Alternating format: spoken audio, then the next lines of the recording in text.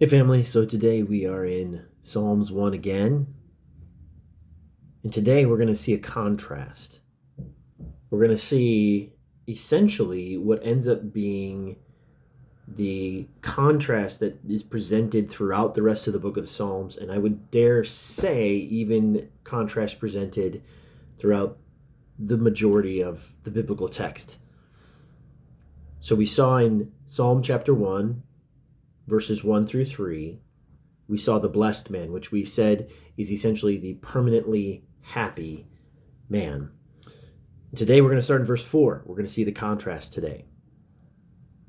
The blessed, permanently happy versus the wicked.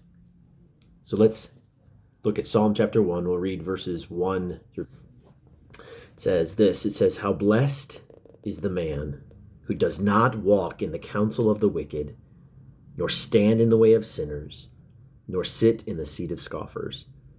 But his delight is in the law of Yahweh, and in his law he meditates day and night. And he will be like a tree firmly planted by streams of water, which yields fruit in its season, and its leaf does not wither. And in whatever he does, he prospers." We spent a good portion of time talking about those three verses, but let's look at verse 4, and we might look at verse 5 today. "The wicked are not so, but they are like the chaff which the wind drives away." Here in verse 4, we see a contrast. We see the blessed man, what he does not do, what he does do, and what the results are. And now we have the opposite of the permanently happy are the wicked. It's interesting to note immediately that the contrast is not between wicked and good or wicked and righteous. It's the permanently happy and the wicked. Implication, the wicked are never permanently happy. They never can be permanently happy because their happiness is based in circumstances. It's fleeting, it's passing. In fact, that's exactly what the verse said. The wicked are not so, but rather the result of their wickedness, the outcome, is they're like chaff. Now it's interesting, that word chaff is exactly what it sounds like. And I was thinking about that today a little bit, and there's two kinds of chaff. There's the chaff that's, I think, indicated here. There's the grain, and it's encased in this shell, not necessarily a hardened shell. In fact, in most cases, grain, it's a very flimsy, very thin shell. And when it's sifted, in the biblical times, they would sift it by hand. That sifting would result in the chaff just blowing away. But another example of chaff is in military application. Airplanes will use it as a deterrent to create this cloud of material to distract weapons that are honing in on the aircraft. It's basically aluminum, like a very thin metal. Just the idea is to create a big area so that it distracts or confuses the targeting systems.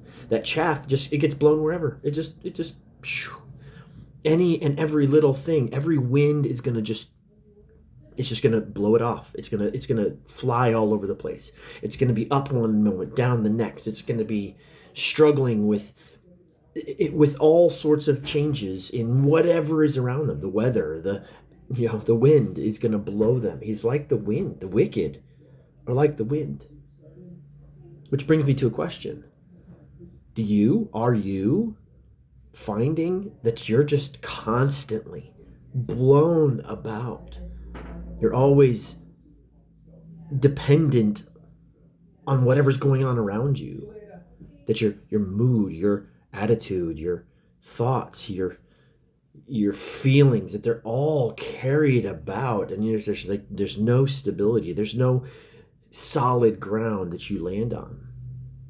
Can I lovingly ask you to take a look at your heart to see if you are one of these permanently happy, these blessed individuals that are mentioned in verses 1 through 3, or if you are still considered in the category of the wicked.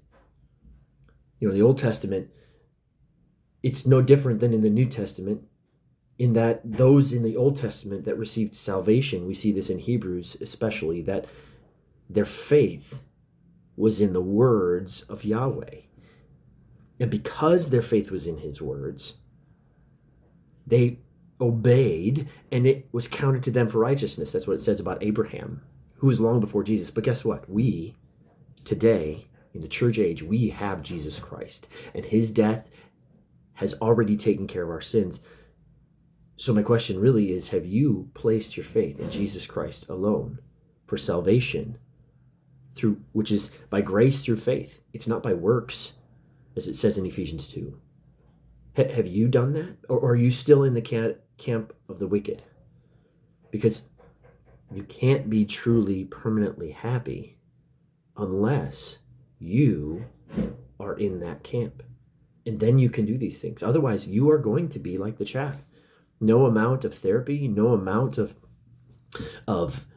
apps that help you deal with things, no amount of pets or particular group sessions, none of those are ever going to truly satisfy. There's no permanence there. They may come to a resolve for a little while, make you feel better for a bit, but it all comes rushing back because you're like the chaff, which the wind drives away. Can I tell you there's hope?